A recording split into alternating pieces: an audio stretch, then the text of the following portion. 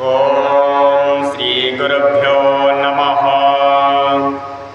ओम गुरुर्ब्रह्मा गुरुर्विष्णु गुरुर्देवो महेश्वरः गुरुर्साक्षात् परब्रह्म तस्मै श्री गुरवे नमः।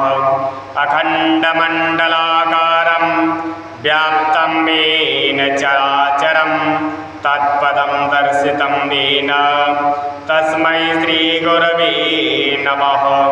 श्री ब्रह्मानंदं परमसुखदं केवलं ज्ञानमूर्तिं विश्वातीतं गगनसदृशं तत्त्वमस्यादिलक्ष्यम् एकं नित्यं विमलमचलं सर्वधि साक्षिभूतं भावातीतं त्रिगुणसहितं सद्गुरुं तं नमामि।